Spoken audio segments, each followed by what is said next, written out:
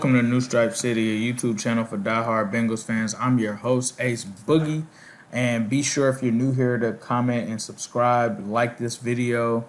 Be sure to get all the notifications for the notification squad, so hit that bell. But after the crazy Rams and Chiefs game, becoming the third highest scoring game in NFL history with 105 points, many people were reminded, especially those in Who Dey Nation, about the second highest scoring game in NFL history with the 2004 Bengals and the Browns game. I felt like touching on this game heading into the Battle of Ohio. And so if you haven't seen it or you don't remember it or you want a refresher, I've included a link in the description of the highlights for the 2004 matchup. But the Browns came in at 3-7 and the Bengals came in at 4-6. And at the time, it became the second highest scoring game in NFL history, and a game that actually ended the Butch Davis era in Cleveland in 2004. Get this, the over for this game was 37.5 points, right? But they ended up combining for 106. It was a 38-degree day outside of PBS, and the game started with the Browns actually scoring first with a touchdown pass from Kelly Holcomb to his tight end Stephen Hyden to put the Browns up 7-0. After that, Carson Palmer responded with an 18-yard touchdown pass to Kelly Washington, who did his famous squirrel touchdown dance afterwards. I'm pretty sure all Bengals fans remember that dance. And after that, it seems like Chad Johnson scored a 46-yard touchdown on a bomb from Carson to put the Bengals up 14-10 to end the first quarter. So not really a crazy first quarter, and not really a crazy second quarter, because the Browns opened up that quarter with the field goal, and then TJ Houshmandzadeh scored a 3-yard touchdown on a pass from Carson Palmer to put the Bengals up 21-13. And that would actually be the only touchdown scored by either team in that quarter. And then Shane Graham would go on to add 2 more field goals to put the Bengals up 27-13 after one big return on one of those field goals from Keywan Ratliff.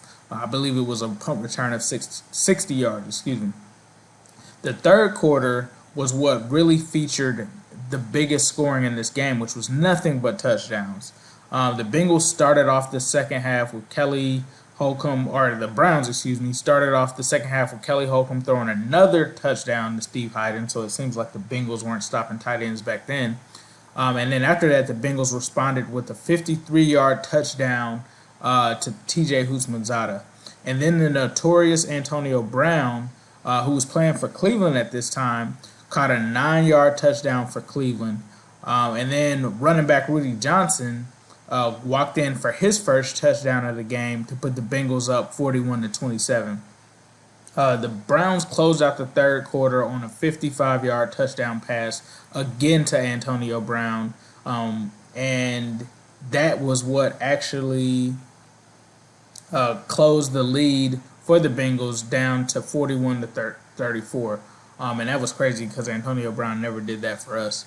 The Bengals started off the fourth quarter with the 36-yard Shane Graham field goal to put them up 10, and then the Browns pushed back to score with their own touchdown from running back William Green to make the score 44-41. So they brought the lead of the Bengals down to 3.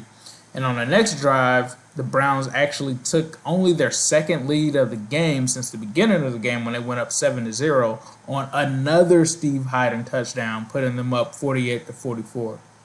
So the Bengals saw that and responded with Rudy Johnson's second touchdown, giving them back the lead at 51-48. And although there wasn't much defense played, the game kind of changed, especially or closed out when Bengals cornerback Deltha O'Neal actually scored on a 31-yard interception with only a minute and 43 seconds left to bring the final score to 58-48 with the Bengals pulling off the win. Now, I also want to talk about some of the stats in this game that are pretty crazy. So let's look at some of the box score stats, and Kelly Holcomb shockingly outplayed Carson Palmer in this game. He was 30 of 39, passed for 413 yards, threw 5 touchdowns and only 2 interceptions, and ended with a passer rating of 128.5. Palmer, on the other hand, was 22 for 29, 251 yards with 4 touchdowns and 3 interceptions, and had a passer rating of 101.4. The Browns' Antonio Bryant led all receivers in this game, catching 8 out of 12 targets for 131 receiving yards and 2 touchdowns. The second leading receiver for the Browns was Dennis Northcutt, who caught 5 catches and had 87 receiving yards. Chad Johnson led the Bengals receivers with 10 catches on 117 yards and a touchdown, while Hughes also caught all 4 of his targets for 79 yards and 2 touchdowns. Steve Hyden obviously was like the Browns MVP for this game because he caught 7 catches for 82 yards, and 3 of those catches were touchdowns. Running back William Green for them had a kind of pedestrian day with 75 yards on 15 carries, but he did score one of those touchdowns. And Rudy Johnson had a field day with 26 touches for 202 yards and 2 touchdowns. So the Bengals, after this game, will go on to win 4 of their last 6 and finish that season at 8-8. And the Browns will just continue to Cleveland Brown and only win 1 out of their remaining 6 games.